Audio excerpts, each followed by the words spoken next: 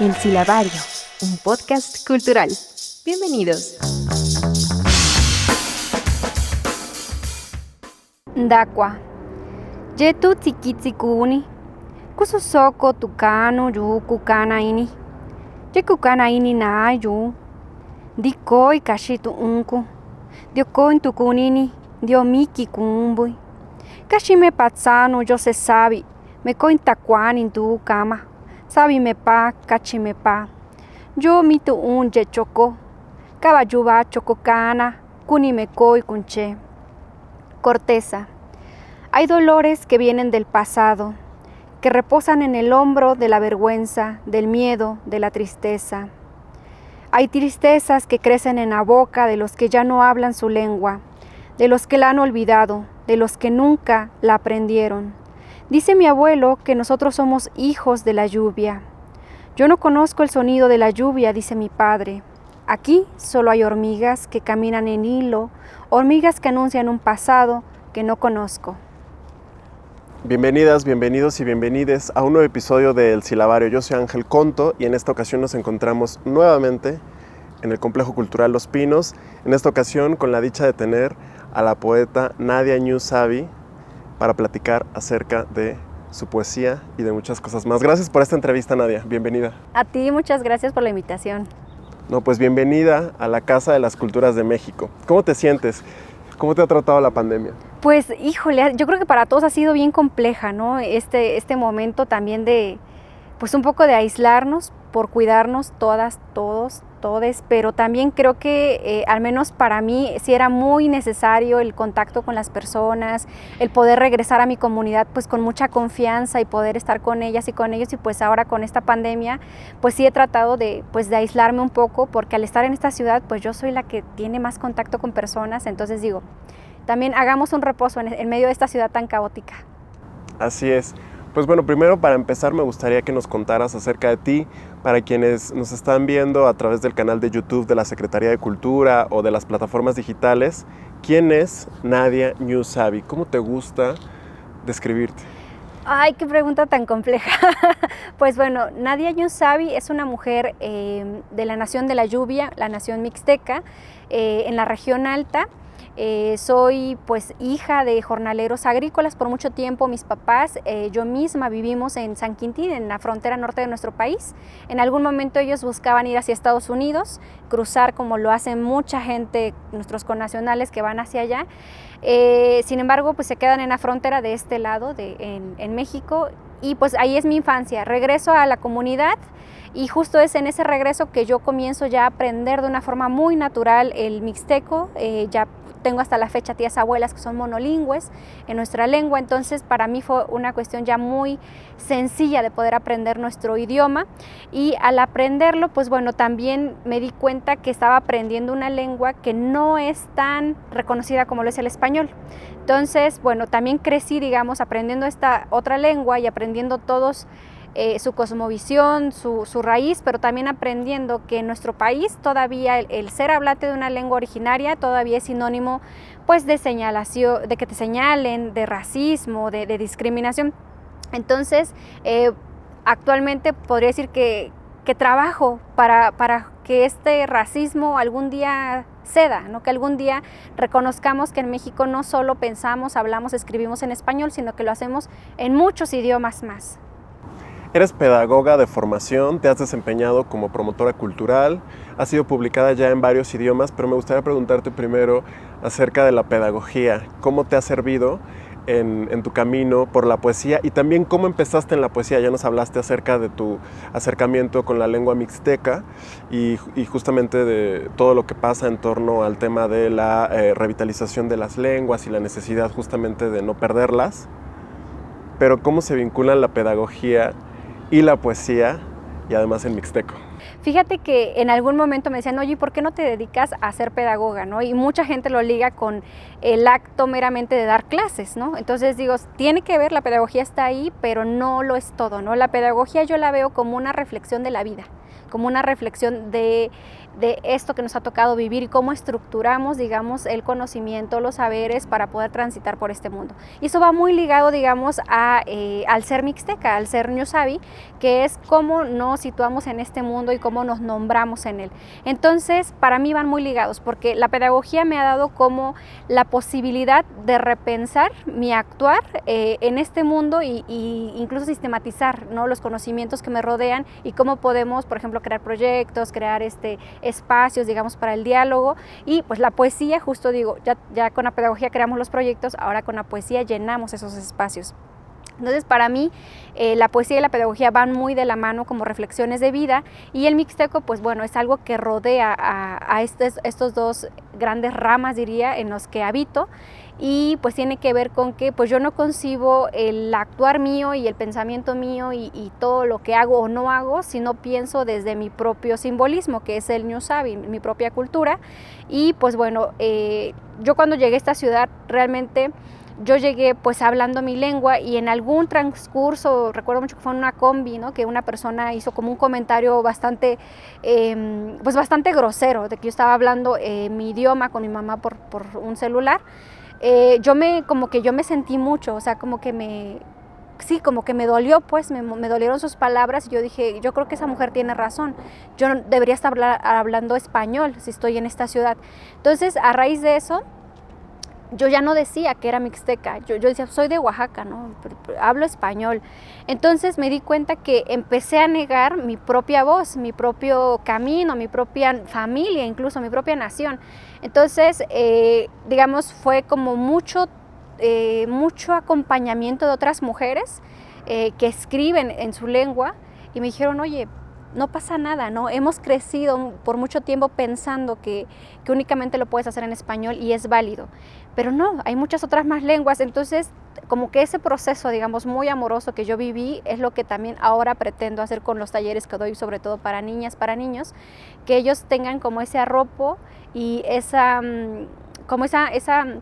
valentía de decir, hablo otro idioma que es tan válido como el español o como el inglés o como el francés, y en ese idioma estoy creando, estoy soñando, estoy jugando, estoy haciendo canciones, estoy haciendo poemas. Entonces, digamos, para mí fue ese proceso fue doloroso, pero también fue necesario, creo yo también, para darme cuenta que en muchos lugares nuestras lenguas son dignas, pero necesitan dignificarse, digamos, dentro de ciertos espacios. ¿Cómo han cambiado las cosas a partir de esa experiencia que nos narras ahora al día de hoy? ¿Cuál consideras que es el estado actual de la poesía en lenguas indígenas y cómo te has abierto tu camino dentro de ese mundo?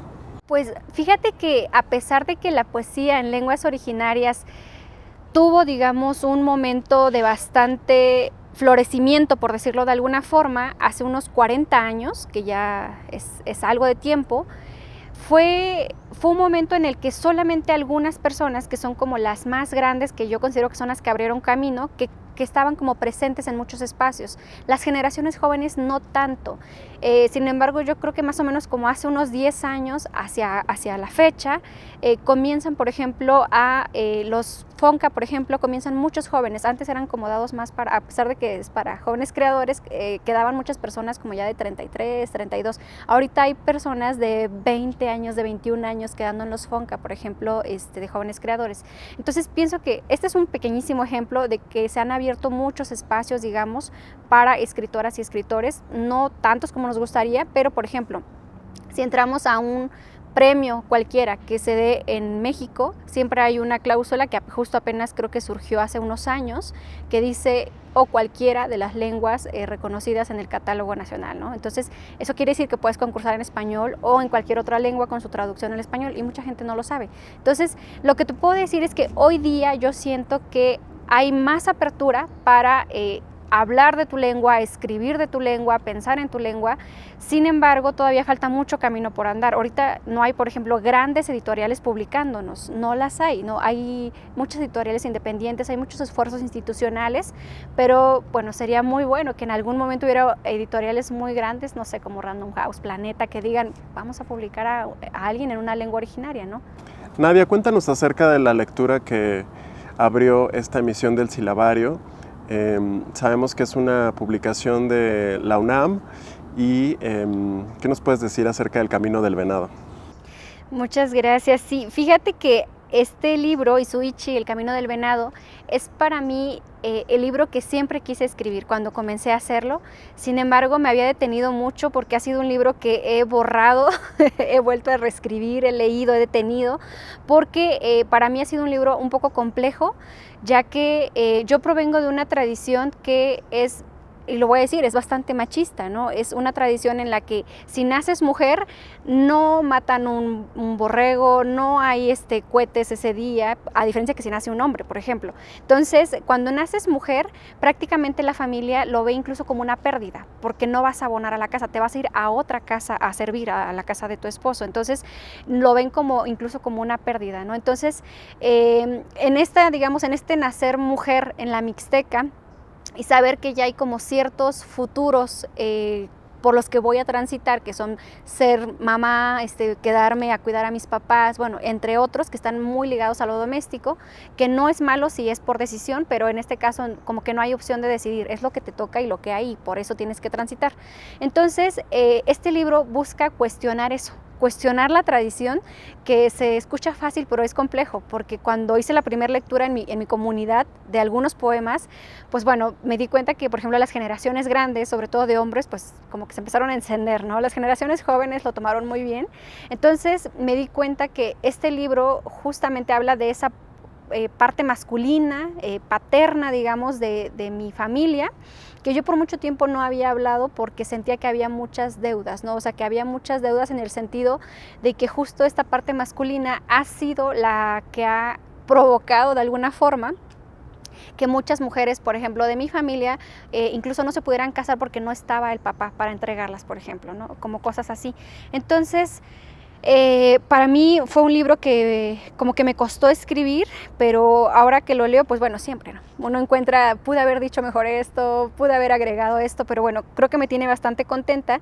Y aparte, desde que se fundó la Dirección de Literatura de la UNAM, sí habían tenido antologías, tienen su periódico de poesía, donde han puesto algunas contribuciones en lenguas originarias, pero un libro como tal, este es el primer libro que hace la Dirección General de Literatura de la UNAM. Entonces, para mí era como una gran alegría, pero también una gran responsabilidad, porque a partir de este ya vino El ala del tigre, por ejemplo, que tiene una colección de lenguas indígenas, pero este se convierte como en el primerito que ellos editan como libro en un idioma originario. Entonces, pues me decían en la UNAM, ¿no? Este es como el primerito de la fila. Yo decía, pues qué responsabilidad, ¿no? Qué responsabilidad que sea el primero, y me tiene gustosa y contenta, y pues quien quiera un poco conocer esa parte masculina de mi comunidad, pues yo creo que puede ser un buen inicio. Buenísimo. ¿Y qué otros temas militan en tu poesía, o cuáles son las temáticas que están presentes en lo que escribes? Desde mi primer libro, Tierra Mojada, que de hecho lo pueden descargar gratuito en internet, hasta digamos, más reciente en una lengua originaria, que es El Camino del Venado, he transitado por 4 temas que creo que están presentes en todos los libros, que son el papel de la mujer en nuestras comunidades, la migración, pequeños esbozos de erotismo, porque esa es otra cosa que nosotros en nuestras comunidades, incluso palabras que nombren nuestro cuerpo o deseos, casi no tenemos, ¿no? Entonces, porque casi nadie las usa. Y aparte es muy mal visto que, por ejemplo, una mujer cuente sus deseos, o si tuvo un sueño bastante erótico por ahí, pues no lo puedes contar. Incluso cuando te bañas no tienes que hacer ruido, por ejemplo. O sea, yo me acuerdo mucho que yo era niña y pues yo me bañaba aventando agua, haciendo un montón de ruido, y una vez llegó mi tía abuela y con una varita pues me sonó ahí, ¿no? En el baño, y me decía, cuando te bañes nadie se tiene que enterar, ¿no? Y se me quedó muy grabado que el cuerpo de la mujer mixteca es un cuerpo que se mantiene como bastante guardado, ¿no? Como bastante cubierto, o sea, no hablar de él, no incluso no preocuparte por él, ¿no? No ser como sensible, digamos, a tus propios deseos, tus propios gustos, tus propios sueños. Entonces, ese es otro de los temas que estoy buscando, el erotismo. Y el último, que podría decir, tiene que ver directamente con una nostalgia de la pérdida. Casi todos mis libros tienen algún poema o varios poemas que abordan la pérdida como algo que siempre se busca regresar a un lugar de origen, ¿no? Siempre estás con ese tránsito de querer regresar a casa o regresar con tu familia o regresar a un lugar seguro, ¿no? Que para mí es pues mi pueblo, ¿no? La casa de mis papás, ¿no? La cocina incluso. Qué importante esto que nos cuentas acerca justo de esta suerte de velo que todavía cubre ciertos temas y que no permite que transitemos hacia sociedades más igualitarias, ¿no? Por decirlo de una forma. Es muy interesante y creo que justamente lo que nos explicabas acerca de la pedagogía tiene mucho que ver con ello, ¿no? O sea, justo lo que haces cuando escribes acerca del erotismo en tu lengua materna, en mixteco en este caso, pues lo que estás haciendo es pedagogía, ¿no? Cuando estos señores que nos contabas reaccionan ante tus palabras, creo que justo es ahí donde se da también ese proceso que además es urgente, ¿no? Esa necesidad de ir transitando, de ir desprendiéndonos de estos convencionalismos, de estas cuestiones. Me parece gravísimo que tal como lo narras, el hecho de ser mujer no significa una fiesta, sino una pérdida. Creo que es muy fuerte y me gustaría en ese sentido preguntarte, ¿qué les dirías a las niñas, a las jóvenes oaxaqueñas o de cualquier parte del país que se quieren abrir camino en la poesía o en otras disciplinas del arte, pero que se tienen que enfrentar a este México que es tan machista, a este México que es tan violento, a este México que hay que decirlo, es tan feminicida también? Sí, yo creo que lo que les podría decir es que seamos valientes, ¿no? Y lo digo seamos porque también, a pesar de que ya he como tenido un camino, digamos, recorrido un poco, todavía me cuesta, ¿no? Me cuesta hablar de ciertas cosas, incluso proponer ciertas cosas. Y creo que tiene que ver porque sí en los pueblos originarios, pero en general en nuestro país, como bien lo dijiste, es un país que yo lo veo como un campo minado, ¿no? Que si eres mujer hay más posibilidades de que seas violentada, hay más posibilidades de que te hagan que te guardes silencio, hay más posibilidades de que no cumplas todos tus deseos, todos tus sueños. Entonces yo decía un poco, creo que nacer en este país es nacer mujer en este país y caminar, digamos, con esta conciencia de tengo un cuerpo femenino, soy mujer y estoy de un lado menos favorecido, es un acto totalmente de valor, ¿no? Como lo es escribir poesía. Para mí escribir poesía es eso, es un acto de valentía y es un acto también de libertad siempre, ¿no? Es un acto también en el que buscamos reivindicar todo lo que se ha dicho sobre nosotras, todo lo que nosotras mismas creímos de nuestras personas, de nuestras vidas, de nuestras trayectorias.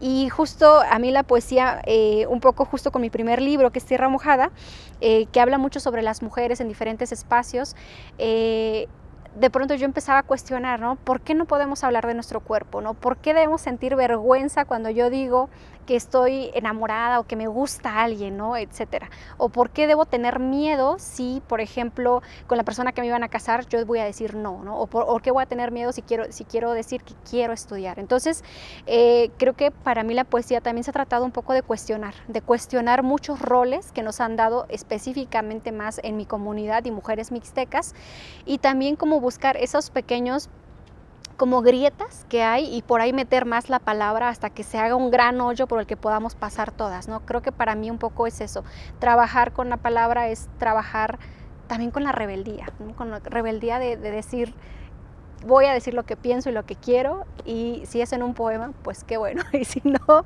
en el medio que sea, por eso en el espacio que muchas niñas, mujeres se sientan cómodas para gritar y para alzar la voz y para decir todo lo que desean, que ese sea el espacio por el que caminen, ¿no? Y creo que es eso, seamos valientes y también reconozcamos que muchas de las ideas con las que hemos crecido no son nuestras, ¿no? Han sido impuestas, hemos crecido en ellas apropiando esas palabras como si hubieran nacido de nosotras y en realidad no, ¿no? De pronto va a ser difícil, no va a ser algo fácil. Yo recuerdo cuando yo dije quiero estudiar la universidad y bueno, quiero irme a la Ciudad de México, ¿no? Entonces, pues sí, hubo de todo, ¿no? Hubo gente que le dijeron a mis papás, no la dejes ir, se va a volver una loca, no van a saber de ella, pero yo dije, déjenme probar, ¿no? Déjenme demostrar que puedo hacerlo, ¿no? Que puedo lograrlo. No fue fácil, fue muy difícil, me quise ir de la escuela muchas veces, pero creo que también eso diría, la otra cosa es que hagan redes, ¿no? Que hagamos redes con muchas personas, mujeres, hombres, etcétera, que están ahí para apoyar y que muchas veces nosotras decimos, sí puedo solita, ¿no? Y hay muchas personas que realmente nos van a cobijar. Entonces yo diría eso, seamos valientes, dejemos de creer lo que dijeron sobre nosotras, cuestionemos y hagamos redes con otras personas. Y se logró, sí hay de otra. Porque Nadia Ñusabi ha sido traducida ya a varios idiomas, porque ha sido galardonada con el Premio Nacional de la Juventud, con el Premio de la Juventud de la Ciudad de México, incluso fuiste seleccionada como entre las personas más creativas por una revista muy famosa, la revista Forbes. Entonces, ¿qué sigue para Nadia? ¿En qué estás trabajando? Sabemos que hay un nuevo libro que está en puertas. ¿Qué nos puedes contar acerca de eso?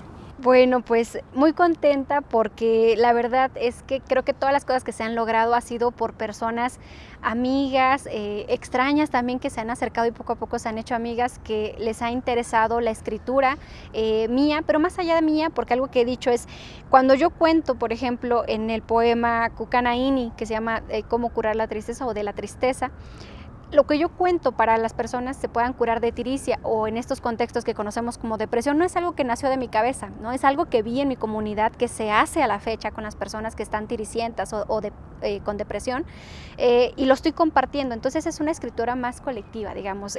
A pesar de que ahí dice mi nombre, siempre busco decir no es una poesía mía solamente, sino que es una poesía que recae en una tradición colectiva, comunitaria. Y bueno, ¿qué sigue?